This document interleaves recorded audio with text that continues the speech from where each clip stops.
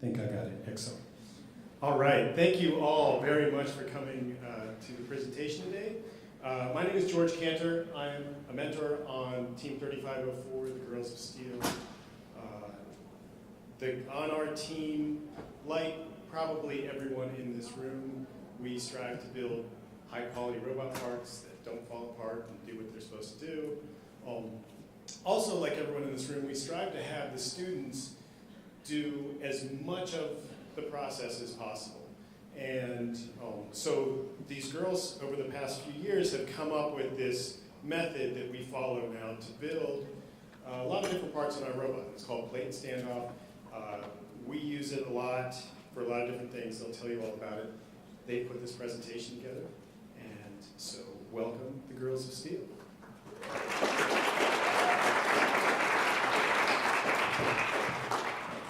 So hi, thank you for coming.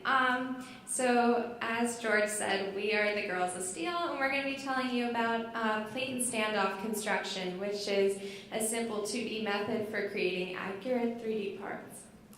A little bit more about what the plate and standoff method is. So it can be hard to create robust 3D parts. To combat this, we've created a method that uses plates and standoffs, and thus you can make simple 2D parts and then put them together into a 3D structure. And the Girls of Steel have had a lot of success with this design in the past.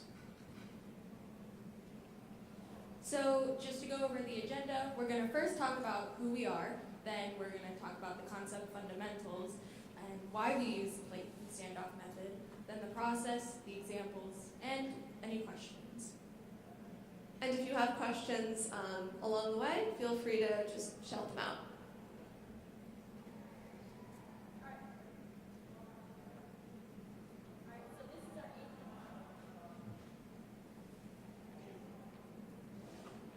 This is our 8th season. We were founded in 2010. We are an all-girls team from the Pittsburgh area and represent about 30 high schools in the Pittsburgh area. We have 52 FRC members and 19 FTC members.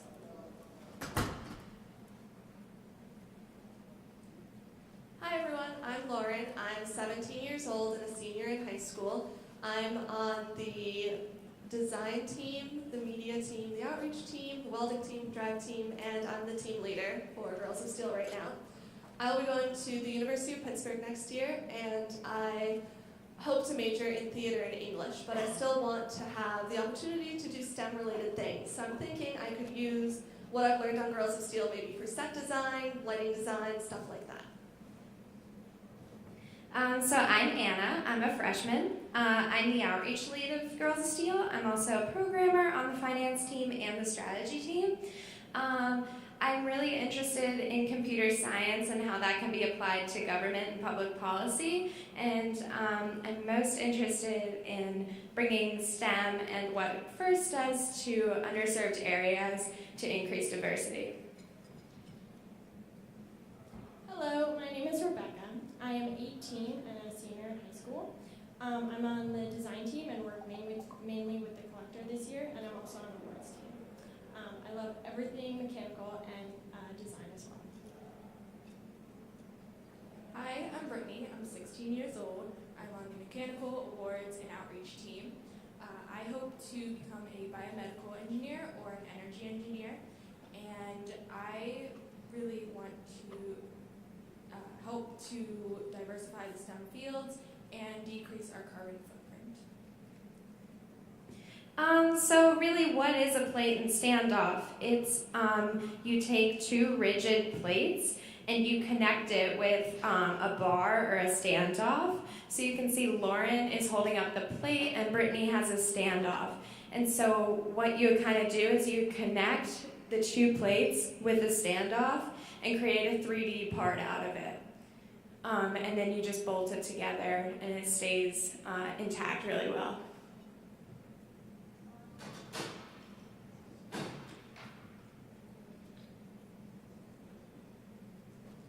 So in the past, Girls of Steel, we mainly welded our robots. There are lots of pros and cons for welding. Some of the biggest we found, the biggest pros were that welding is really, really strong, and that welding is just a cool skill to have.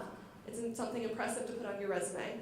The cons are that welding is really, really inflexible. So if you're halfway through the season and you decide you want to change something on your chassis that's welded, you can't really do that easily. It's also slow and hard to learn, which kind of go together. It takes you a long time to learn it, and then it takes a long time to actually weld the parts.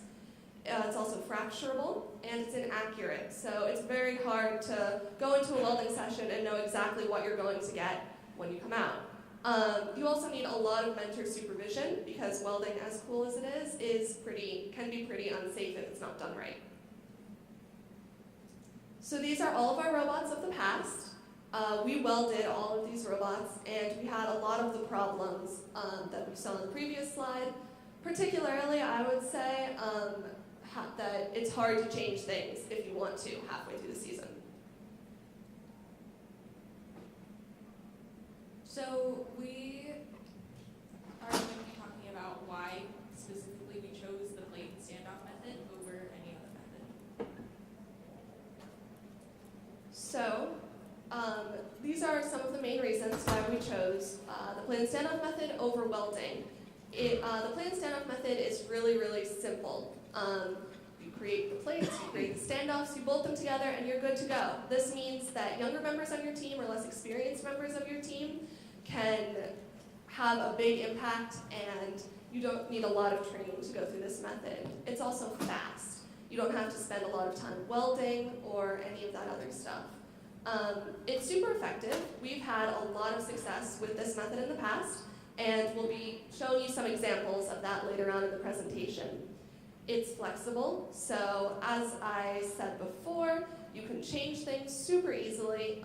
You just take things off the robot, you cut another plate, cut another standoff, put it back on, and you're good to go. This year, for our collector on our competition robot, we went through something like 17 different iterations because we wanted to find the perfect design. And we would not have been able to do that without the plate and standoff method. It's also robust. It is very, very strong. And it's modular. I think Rebecca's going to talk a little bit more about that. Yeah, so this is our climber from last year. And during one of our matches, the rope got wrapped around between those two plates right there. And actually one of the plates got ripped right off, and the whole thing fell apart. There were parts all over the field. It was a mess. And so since we had made it modular, meaning that the whole component could be removed if you just took off a couple of bolts, we took that whole part of the robot off, we put it all back together, and the robot could have gone out into a match without the climber on it. Thankfully, it was our last match of the day, so we didn't actually have to go back out without a climber, but it was very helpful to be able to remove a whole component of the robot to fix something.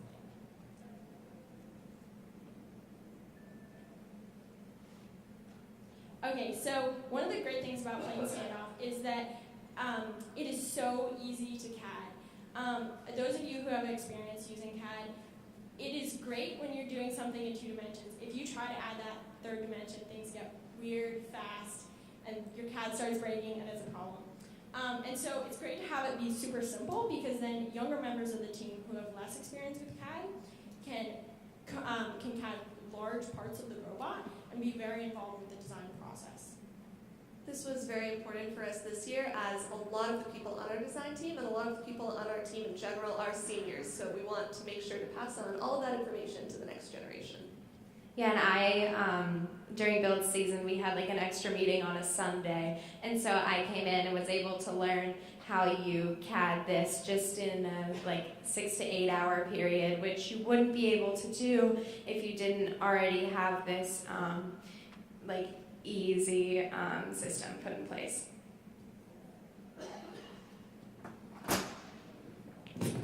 So this is last year's robot. This is the first time we used plate and standoff for our competition robot. We had some concerns going in. I think mainly things being sturdy enough. We didn't know how it was going to hold up to everything that happens in competition.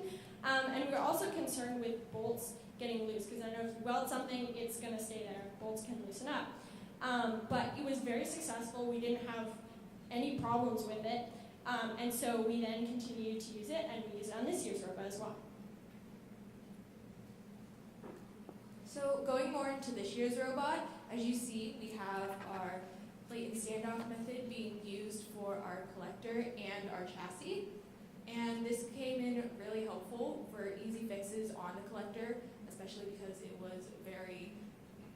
a big part of our robot. And so having the plate on standoff method was very easy to adjust, which really helped. Now we're going to go into the process of how you can do it, starting with design, going all the way to testing, and how you can go back to certain steps if one part doesn't work or you want to change something.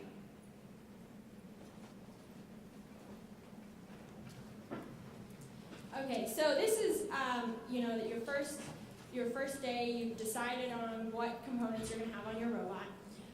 The first thing you want to do is prioritize. So we decided with our collector the most important thing was to be able to touch a cube and be holding it right away. So we knew we wanted some kind of active system on our robot. Once we had decided what we wanted to do, we did research. We looked into Recycle Rashier and looked at all of their collectors. We looked at the successful ones, and we also looked at the less successful ones and figured out what had worked then, what didn't work, and then we drew as many concepts as possible. The best, if you're doing this related to plate and standoff, you want to see where you want the plates to be. So on our chassis, the plates are vertical and the standoffs are horizontal. It's the exact opposite on our collector. So it just depends on what geometry will work best on the component you have. So after you've drawn up your concepts, you can then begin prototyping. Since we just had to CAD that plate right there, we had a working prototype within 4 days of kickoff. And so it's really great, you can get things going so fast.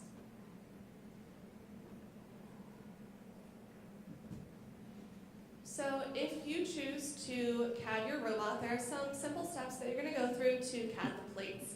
We use SolidWorks, but these steps should apply to pretty much any other version of CAD that you might use. So first you're going to sketch the design idea on paper, as you can see in the picture, and just make sure to include all dimensions.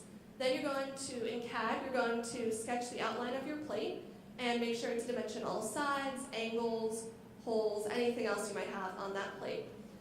Then you're going to extrude your part to the desired thickness, and don't forget to save your part. And we have found out as a team that it really helps to include all of the holes that you're including, whether that's for bolt holes, weight limitations, etc., in your CAD. It just makes things so much easier when you're machining and for the people that are doing that. Okay, so drawing the standoffs is the simplest CAD thing you could ever do. AndyMark and McMaster kindly put the CADs for all of the standoff materials on their website. So all you have to do is go find that part on the website, download it, and then change the length of it, and you have your standoff. It's really just that simple. So to put the assembly together, it is also super simple. You're just going to create a new assembly. You're going to insert your components, and then you're going to use, in SolidWorks, it's the mate option, to attach everything together. And don't forget to save your assembly.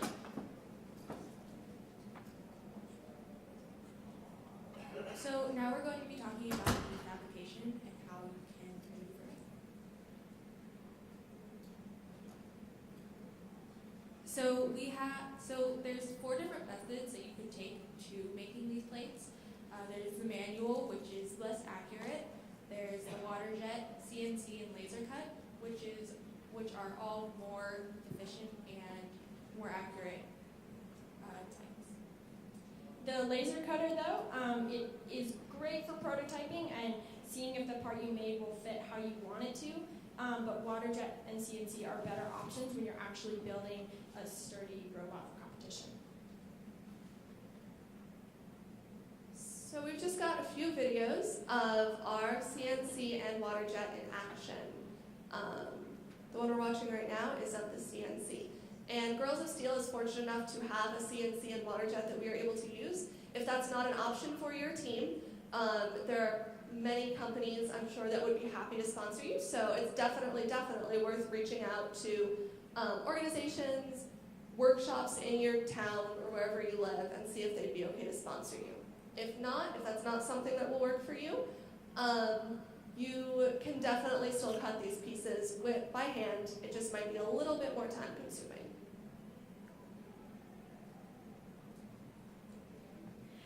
So as you just saw with the CNC, it has workflow settings, so you have to kind of tell it where to go, how you want it to be cut, and that's different for whatever material you're using. So here you can see the different settings that might be used for all the materials ranging from plywood to aluminum, so feel free to take a picture or anything. But pretty much whenever you're getting your file from your computer onto the CNC, you make it into a DXF file and put it on a flash drive, and then you put the flash drive into the CNC area, and then you want to come up with the path that you want the machine to take whenever it's actually cutting out your plates or whatever you're cutting. So there are different programs that you can use to decide what paths you want to take. We use Cut 2D Pro, and it works really well, and you can put a bunch of parts on there all at the same time.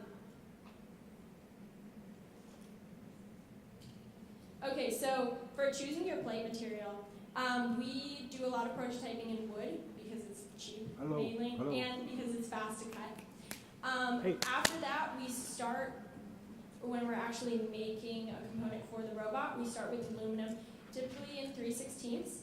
But when we start having weight limitations, we typically switch to 1/8, which is good for some things, but it can get bendy, so you want to be careful with what you switch out.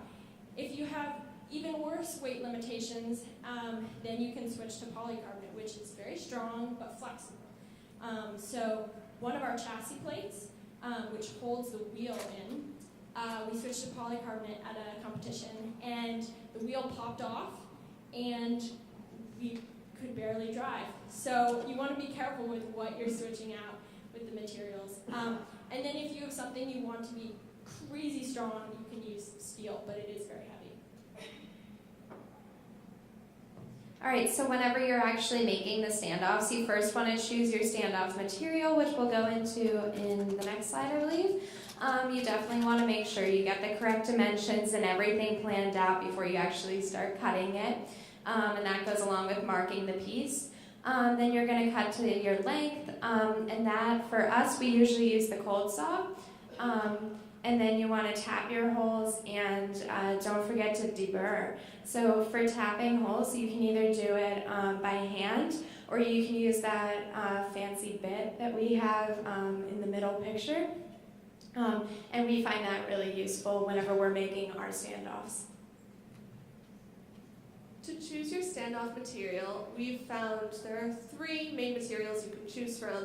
We have 80/20, which we usually use for our chassis because it's stronger, and it's just all around more robust. However, it is heavier and it's larger. So for our mechanisms, we usually use churros.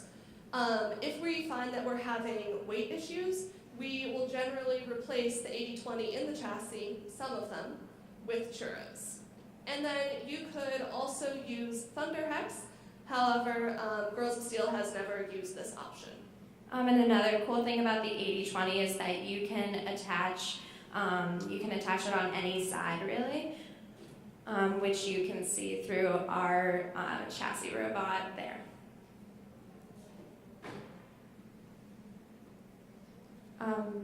So now we're going to show you how to assemble the robot, or the plane standoff. So since you already catted those parts, because you catted it before you cut it, you probably already put it into an assembly. And if you have an assembly, it is so easy to hand somebody a drawing with all of the parts in there, and they can just put it together.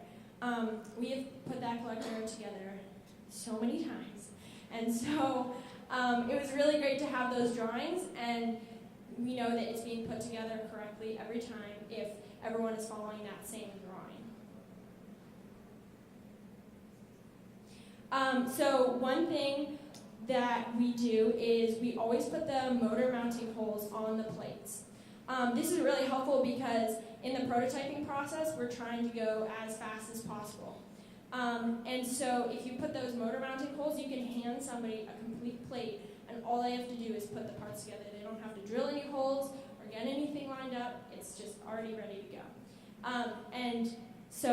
And the motors, they face mount right to the plates that you've made. So we use the wheel stacks on the collector for this year's robot, and so we use the chain links and sprockets so that we could have 2 motors and connect the wheels throughout the collector, and so that they all run with only 1 motor on each side. And so we use the hex shafts, bearings, the hex spacers, and the collar clamps all in our design to make sure it's all held together. The bearings fit right into the pre-made holes that you have made in CAD, and this allows the shafts to spin. Then the hex shafts are used to hold the wheels and the spacers. That way nothing comes apart, and it can be easily taken off and on and replaced. The hex spacers keep the spaces between it, so that way you can make your collector or robot as thin or as thick as you want it to be. And then the collar clamps are just put at the ends, that way everything is held together and nothing falls apart. And one great thing about the wheel stacks is that once you put it together, assuming you put it together correctly, you don't have to take it apart. So on our chassis, you can take off this side plate and you have this packet with all of the parts on there. You don't have spacers falling off all over the place, and you can just take it off and switch it out, and it's all nice and neat and wonderful.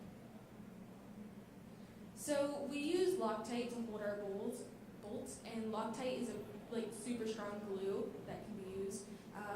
There are different types, and they have different strengths. So the red is the high, and it's the most permanent.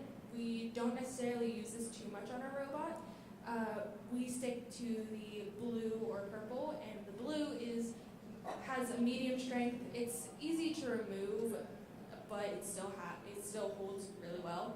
And then the purple is just the lowest, and that's just for extra protection and strength, just so that nothing falls apart.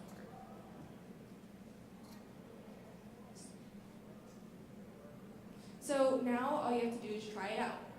You can set it up for your own test, take multiple runs, and try to just figure out which one worked the best. Filming is definitely something that we do a lot, and as you see, these are some of the collectors that we've had in the past, and we like to videotape it just so that we know if there's a problem, we can look back to see where that problem actually started and how we can fix it. This comes in handy a lot with our robot, especially with the collector this year. We had, again, 17 prototypes, and so at times it got really confusing to know which would be the best. And so looking back at the videos and actually seeing the collectors in action really helped us to decide our design.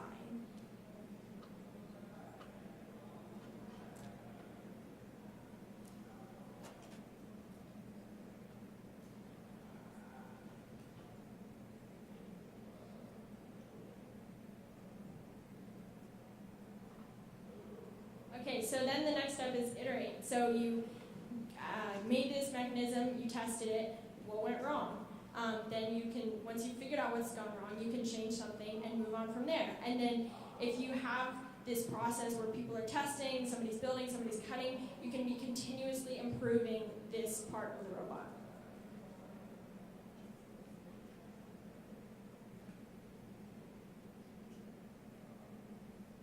So when you're doing this testing, this iteration, you need to discuss what went well during your tests and what should change. And you can rewatch the videos or read the notes if you need help figuring out exactly what happened. And then you can, once you determine what went wrong, you can go back to design, fabrication, or assembly to improve your design. And you should always be very clear about what you want changed and why. This will help just team-wide communication, and especially if you're not the person actually recutting this part, you want to be very clear about why you're having this person cut this part for the 15th time. And then don't be afraid to go through these steps multiple times, and that could be necessary to get the best robot possible.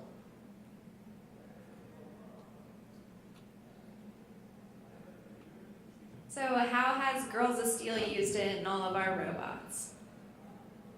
This is our shooter from 2016. Our design lead at the time, Molly, came up with this idea, the plate and standoff idea, because we needed an idea for how to CAD and create a shooter mechanism very quickly and efficiently. As you can see, this is a very simple plate and standoff. We just have the plates here, and then the standoffs in the middle right there. So yeah, that was the first time we ever tried the plate and standoff mechanism. Summer camp projects. So every year, Girls of Steel runs a summer program called FEIU, which is for students from China. They come to Pittsburgh for 2 weeks and build an FRC robot. And after the 2 weeks are over, they go to off-season events and compete against real FRC teams there. So we usually give them a chassis to start off with, where we use the plate and standoff method heavily, but they build all of the mechanisms themselves. So the plate and standoff method has been really useful to help them get their chassis together super quickly, because they've got 2 weeks, they don't really have time to focus on that part. So we also have a team designed chassis kit that we bring to outreach events, and it's super easy for other people to put together, even if they have no experience with robotics or building a robot. So that's over here. We've been holding it up and showing you different parts of it, but it is also really heavily made out of plate and standoff. And I think by now you can probably pick out which are the plates and standoffs. So you can see here we have the plates and then churros and 80/20s. And this makes it really easy for the people at the event to just bolt in 2 things and create a 3D robot that they can drive after 2 hours. So this was our chassis from last year. As I said before, this is the first time we used it in competition. And it was very successful. We have a drop chassis, and with the plates, it was very easy to have that middle axle be slightly lower and to get the drop, and it was great.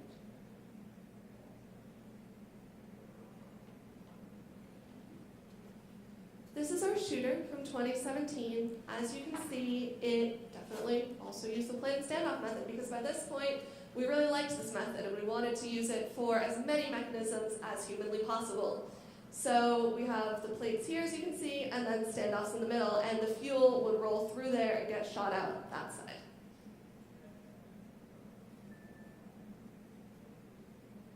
So this was our climber from last year. You can see the big plates on the sides, right there, and then the standoffs separating those two. And it held up really well. A great thing about using this method for this particular situation is that to make it modular, we had to make this really weirdly shaped piece so that we could remove 2 bolts and then sort of turn it and remove it from the chassis. And if we couldn't have made such complicated plates, I think it would have taken a lot longer to take it off. So some of the power-up examples that we have used are, again, the chassis that is entirely plate standoffs. Again, you can tell which ones are the plates and which ones are the standoffs. We also have our collector, which is also the same design, which we use the plates. We have 2 going up, and then we have our churros in the middle holding up the plates. Yeah, and you can see here that it's like flipped the different way that we use it on our chassis. So we usually have the 2 plates like here and then standoffs in the middle, but for this one we did it vertically. So you can really implement this any way you want in your team.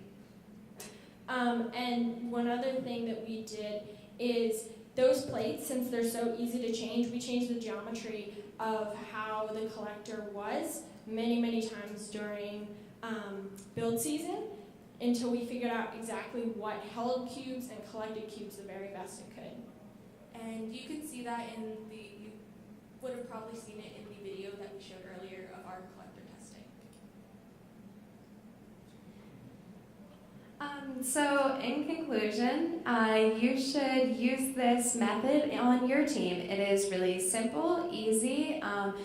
More or less experienced members of your team are able to figure this out quickly, and it really gives you flexibility in your designs and implementation.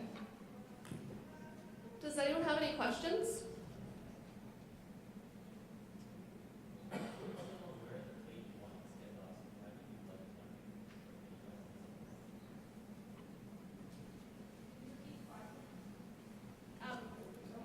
What was the second one?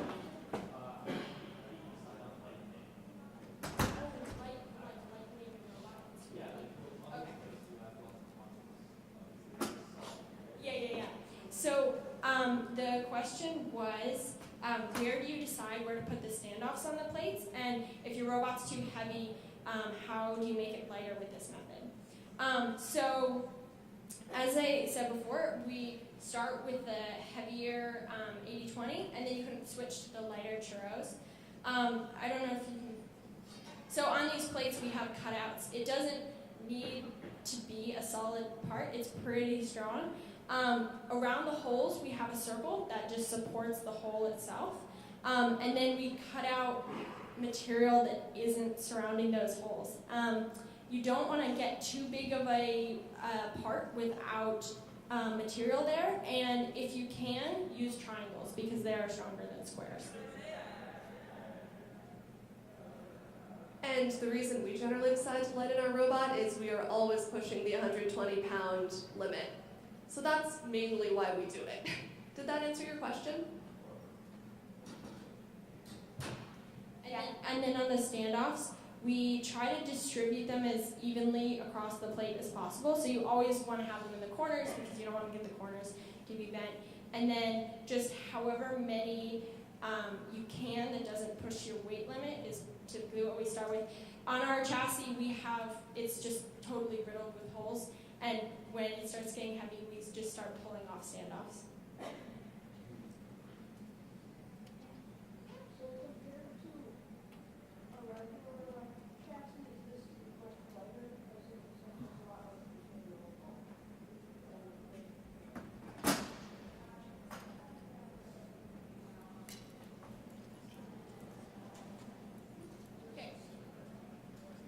Oh, okay. So the question was, compared to other chassis, would you say this is heavier or lighter? I think one thing that's kind of great about it is you can do whatever you want with it. If you want it to be a heavy chassis and make your robot less tippy, you can make all of those plates solid. You can use the heaviest 80-20. If you want it to be lighter and possibly less sturdy, you can cut out a lot of material. You can use very fine standoffs. And so I think it just depends on how you design it, whether it be lighter or heavier. I would say ours is about average in terms of weight. We want it to be sturdy, but not heavy.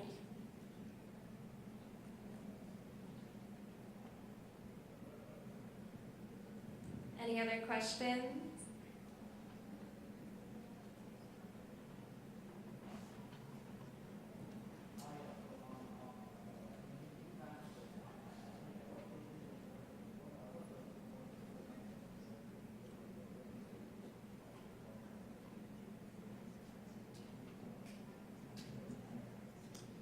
Sure. So the question was, at what point in the design process or with the finished designs would you want to use polycarbonate? So we sometimes use polycarbonate for prototyping because it can be fast, simple, and then for the final design, we try not to use polycarbonate because it's very flexible. We use polycarbonate on our chassis plates because we had too much, our robot was too heavy again. So I would say if you have a part of your robot that doesn't require that isn't going to be taking a lot of pressure, you could try polycarbonate. For your final design, it's probably still best to steer away from it if at all possible. Yeah, but we use it a lot for prototyping.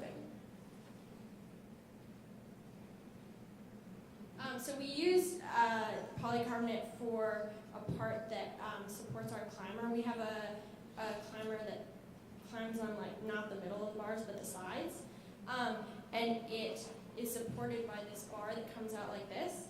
And since that didn't need to be sturdy, it's not supporting anything, we use polycarbonate. I would say anything that's okay with being flexible, you can use polycarbonate.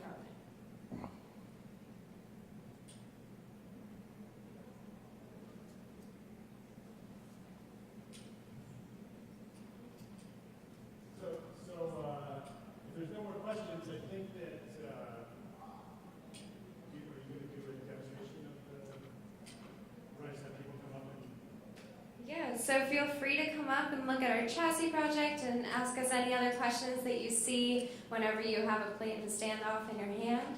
But thank you so much for coming.